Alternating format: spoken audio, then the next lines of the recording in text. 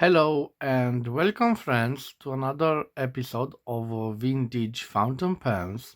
I'm sorry for the low quality of the light, but today it is quite a rainy day and I don't have lots of natural light, so I'm using two desk lamps. Today's episode will be an interesting episode, and I will talk about my latest vintage fountain pen acquisition. Today I will talk about the Montblanc 254 model from the late 1950s. This particular model I have stored in this wooden box. This is also one of my latest vintage acquisitions, and I want to show you the box. It's quite beautiful. I use this box to store some of my special vintage fountain pens. So it opens like this, and you can see inside this beautiful textile material. It's like a velvet, and it keeps all my fountain pens in a safe place. You already know the box from my first unboxing. It is a simple cardboard box, but we have some detail here. This box, it is of a 252 model with an EF nib. And the fountain pen that I will review today, it is, of course, the Montblanc 254. So we have a different box, but from the 252 model. Before we will look at the fountain pen, let's take the other Montblancs from the case because I will use them in my review. I will close the box, and again I will show you the beautiful details. This was quite a cheap box. I think I paid only 10 euros including shipment for it, so a great buy to store my vintage beauties. I will take the box out of the picture. Now let's put this beautiful vintage etuis here. Another fountain pen. Of course, this is our fountain pen.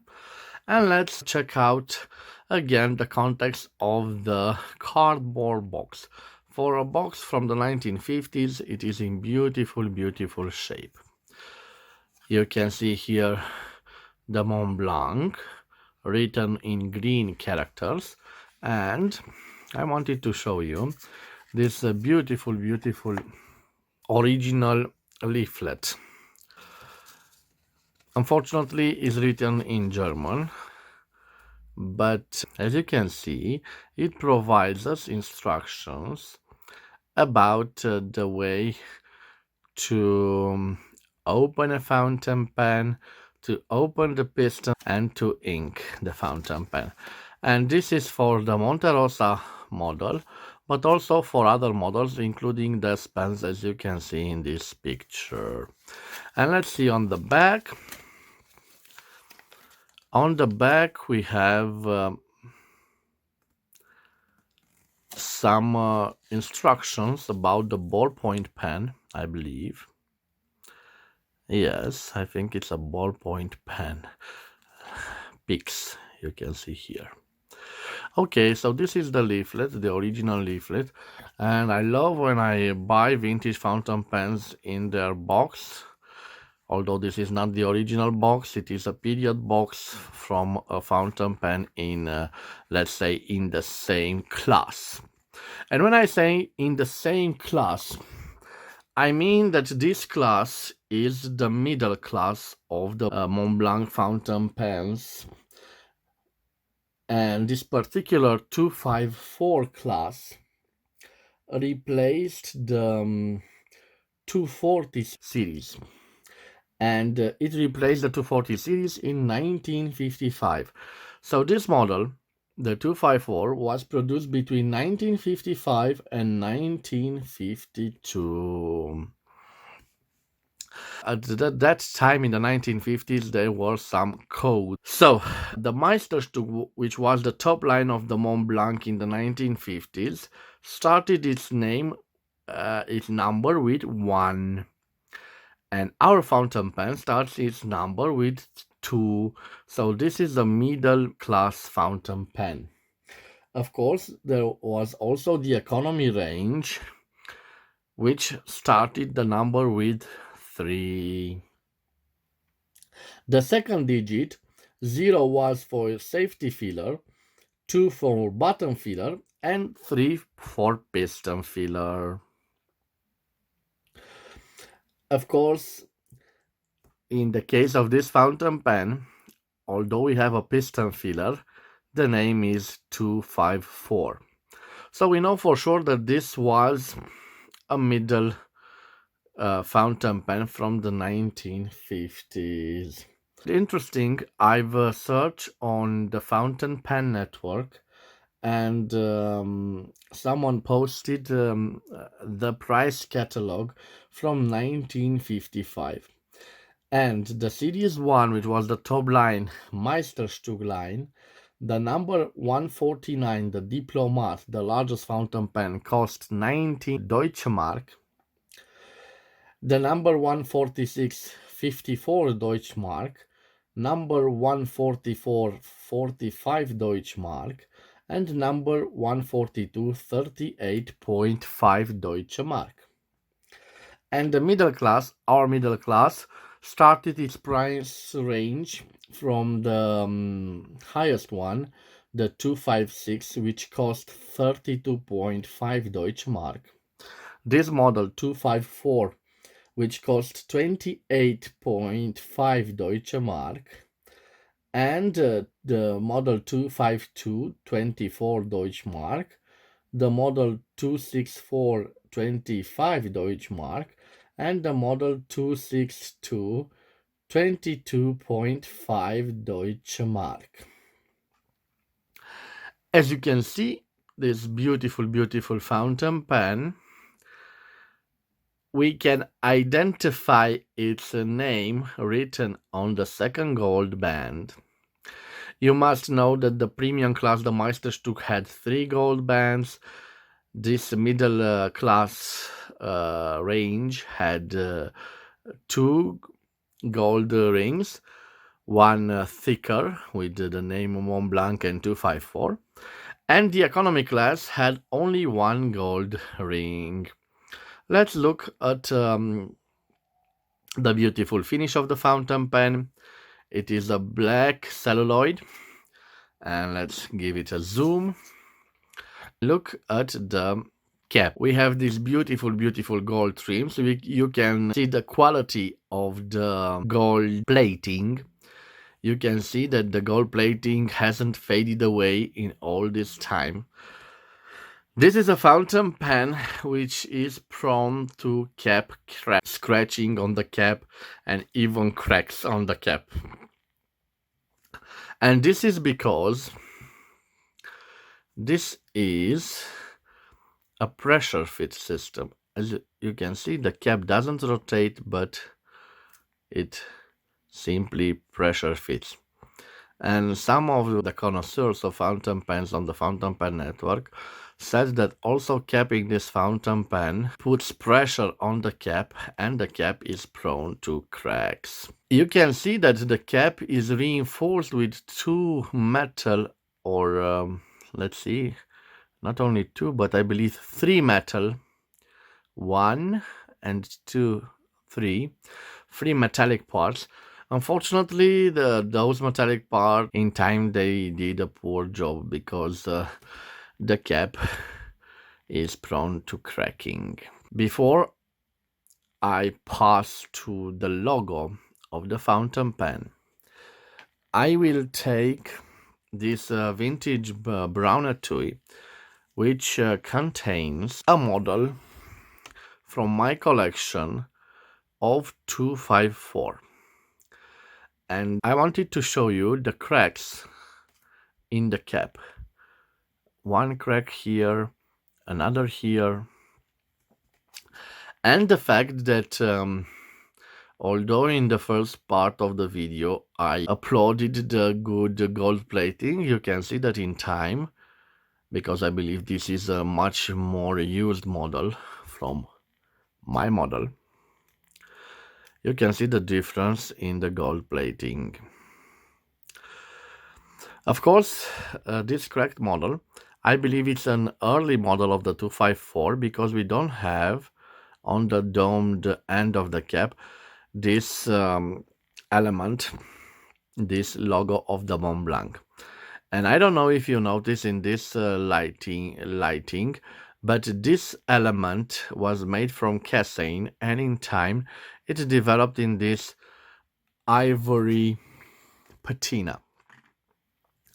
And just to make a comparison, we have here a Meisterstück 144 from 1983, and you can see the beautiful white of the newer model in comparison with the model from the 1950s.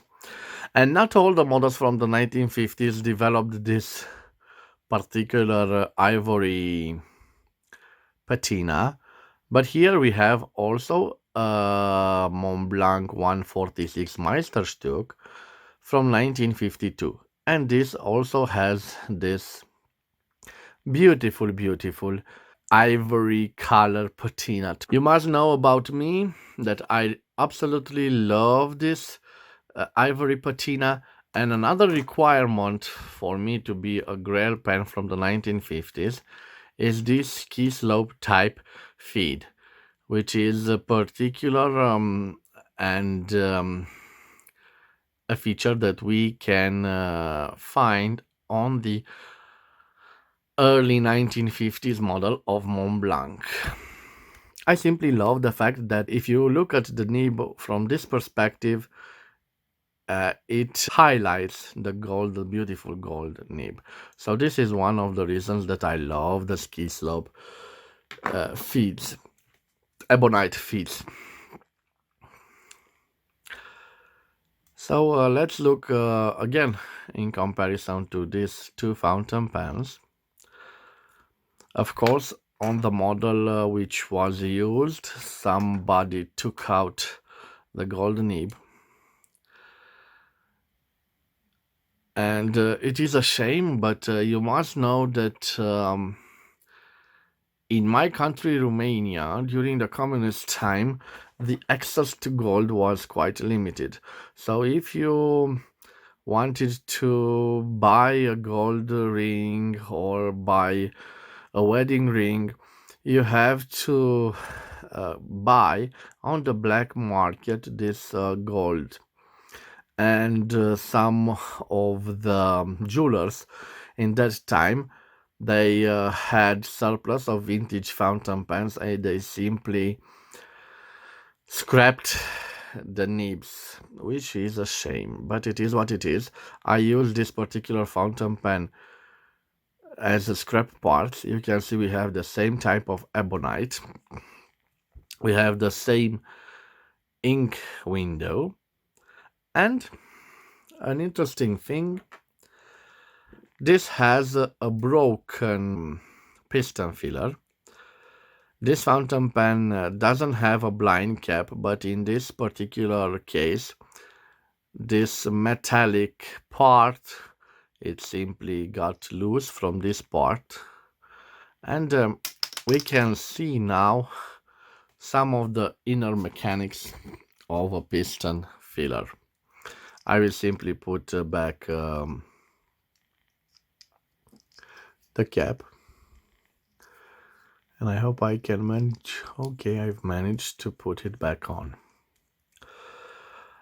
And this was the scrap Montblanc 254 that I already had in my collection, and it is good to see the cracks. Let's check out if this has the three metallic parts, and you can see it has those three metallic parts. I will put this fountain pen aside, and let's get back to our fountain pen. And particularly, I will focus on the beautiful gold nib. As you can see, this is Flügelfeder. Flügel means wing in German, so we have a wing nib. This type of nib was produced between 1957 and 1959. So we've narrowed the date of production of this fountain pen to only 2 years, from 1957 till 1959. On the nib we have Mont Blanc, 14 carats, and another Mont Blanc, and 585. The beautiful, beautiful gold nib. On the back we have the ebonite feed, and we have here the M. M stands for the size of the nib, and that's all we have on the back of the piston filler. So we have an M nib. And as I rotate this part, you will see the end of the piston through the ink window. Let's see. Okay. You might notice that we don't have a cork or a wooden type of ending, but a more modern plastic one. This ring here has lost its gold plating because I think it has a role on securing the cap to the body. This is our fountain pen. I brought another fountain pens from the 1950s, and one of them is the Meisterstück 146, but I also have an interesting Mont Blanc in its original Mont Blanc from the 1950s leather etui. I have another interesting fountain pen from the 1950s. And I talked about different classes of fountain pens. Well, this isn't a proper, let's say, Mont Blanc series, but this is a Monte Rosa. We have written Mont Blanc here, Monte Rosa. And this particular model was student model. This is the upper level because we have 042G. So G stands for the beautiful, beautiful gold nib that we have on this Monte Rosa. You can see the beautiful, beautiful gold nib, because most of those fountain pens, the Monte Rosa fountain pens, were intended for student use, and they all the majority of them had the steel nib. This is a beautiful, beautiful fountain pen from the 1950s. Of course, the top of the line was the Meisterstück line, and I have the other 146 model. So you remember from before, this particular model in a catalog from 1955 cost 54 Deutschmark, in comparison with our fountain pen, the 254, which costs 28.5 Deutschmark. So almost double the price of our fountain pen. But the difference in size is pro to the Meisterstück line. The 3 rings in comparison with the 2 gold rings.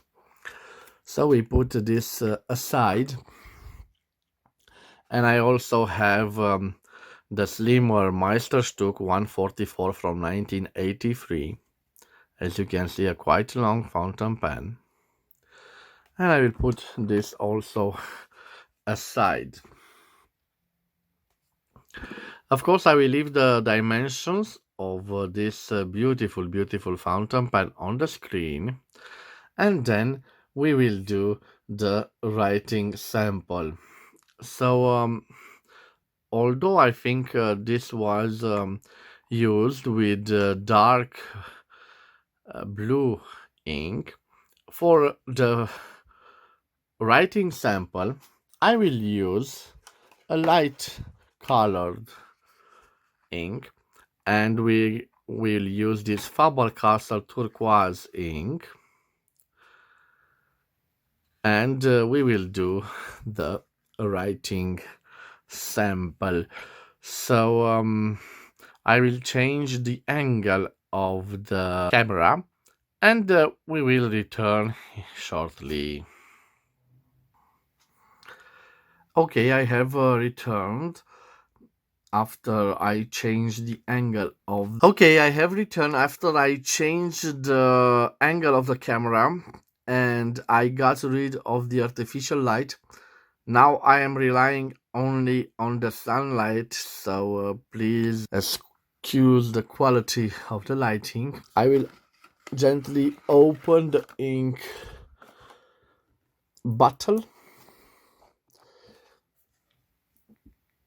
Now I'm going to screw the piston. You can see I will insert it in the ink and I will draw the ink, the excess ink. Okay, remember, after you use the ink bottle, always put the cap back on to avoid little accidents. So I told you that this model you could cap it, but if you own this model, don't do it, because in time the cap will develop cracks as you saw previously. So just put the cap here and let's zoom in. Let's see now. So this is the Montblanc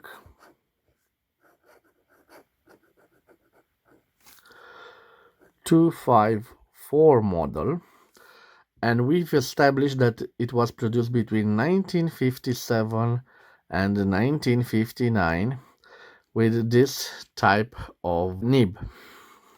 Of course, it was made in Germany.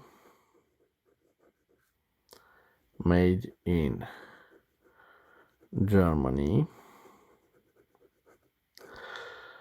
As I've already told you, we have a 14 karat 585 wing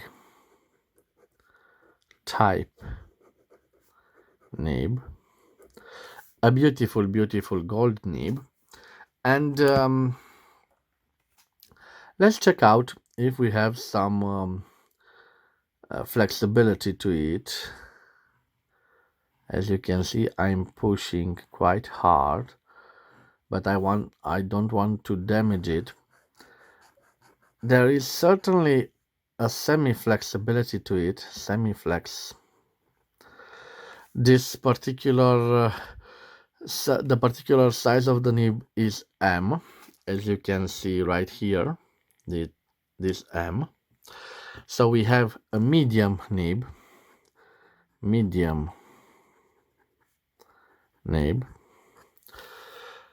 Okay, let's see how wet it writes.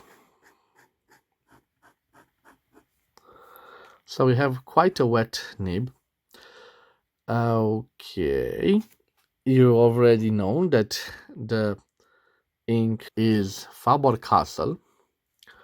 So a Faber-Castell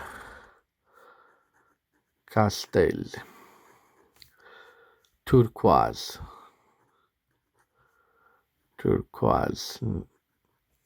ink. What can I say? This is a beautiful fountain pen. The only thing I don't like to it is this system of pressure fit. The nib is beautiful, and this is a pen without flaw. As you already could see, it has this metallic system, this metallic filling system, so you don't see this metallic part even on the newer Meisterstück line. So this is the quality of the 1950s, and this is definitely a product of the 1950s of the Montblanc. This is my favorite period in the Montblanc history. I simply love the Montblanc models from the 1950s, especially the early 1950s model, which had that ski slope type feet, which I've shown you on the Meisterstück in my collection. This is a beautiful, beautiful fountain pen, and an important thing, I didn't tell you the price. When I paid 662 lei for it, which means that I paid 136 euros, so 136 euros, or 156 American dollars for it, including shipment. And for me, this is a decent price because not only did I get this wonderful, wonderful fountain pen with this beautiful nib, but I also got the original case and the original instructions to it. So, per all, this is a wonderful, wonderful pen. I will always recommend to you guys to find Montblanc vintage fountain pens from the 50s, from the 60s. In the last time, the models from the 1950s have rose in price. Their price is quite high, but I think you could find bargains out there in the antique shops or even online. Just do your research and fully know what you buy and what you could expect from a vintage fountain pen, because we know that this model has the problems with the caps. So when you buy a vintage fountain pens, just look carefully at the cap and do a wise buying. And after you buy this fountain pen, please be careful with it.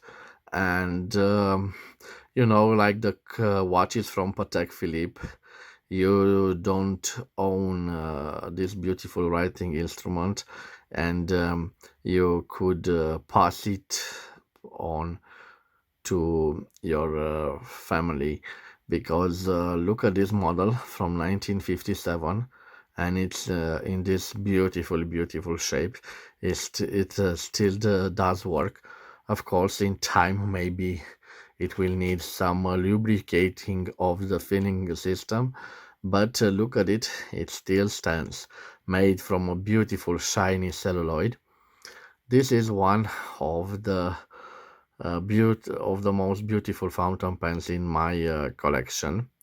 And this particular nib, this opened type nib, I didn't have. This is the first time that I have this fountain nib. Of course, it resembles to the nib of the 22 and the 24 model from the 1960s, but there we have a hooded nib. But if you open that grip section, you will see a nib similar in shape to this wing type nib. Thank you for your time. Have I wish you to have a nice day, and I will leave you with the beautiful, beautiful image of this gold nib before I can say to you thank you for your time. If you've enjoyed this fountain pen vintage fountain pen review, please support me by subscribing to my channel, and I will reward you by adding new content almost each day, content of new affordable fountain pens and vintage jewels like this one. Thank you, and bye bye.